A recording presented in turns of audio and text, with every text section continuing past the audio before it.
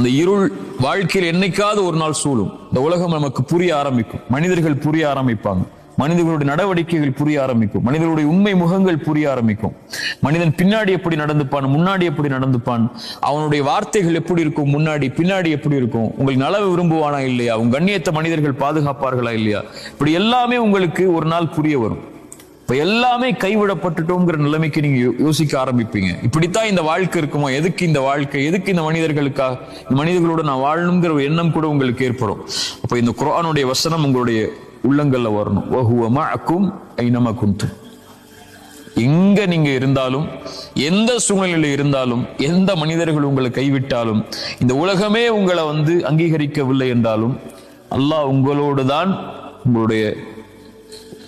உங்களுடைய நிலைக்காகத்தான் அல்லாஹ் உங்களோட இருப்பான். வஹுவ மஅக்கும் ஐனமா குன்தும். எங்க இருந்தாலும், எந்த சூழ்நிலையில் இருந்தாலும் அல்லாஹ் வந்துரு யா அல்லாஹ்னு கேட்டா போதும். யா அல்லாஹ், நான் இயலாதவன், என்னிடத்துல வந்துரு, உன்னிடத்துல வர ஆசைப்படுறேன் அப்படின்னு நீங்க சொல்லிட்டா போதும். என்னை தனிமையில் நினைவு கூர்ந்தால் அவர்களை நானும் தனிமையில் நினைவு கூறுகிறேன். அவ்வளவுதான். ரப்பே, நான் உன்னை அழைக்கிற யா அல்லாஹ், உன்னிடத்துல வர்ற யா அல்லாஹ்னு சொல்லிட்டா போதும். நீங்க சொல்ல வேணாம், மனசுல நினைச்சா போதும், அல்லாஹ் உங்களை நினைவு கூர்ந்து விடுவான். அவ்வளவுதான். நீங்கள் ஒரு கூட்டத்தில் நினைவு கூர்ந்தால், நீங்கள் உங்களை விட கண்ணியமான ஒரு கூட்டத்தில் அல்லாஹ் உங்களை நினைவு கூறுவான்.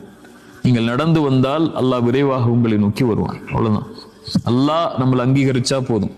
இந்த உலகத்துல யாருடைய அங்கீகாரமும் நிரந்தரம் அல்ல.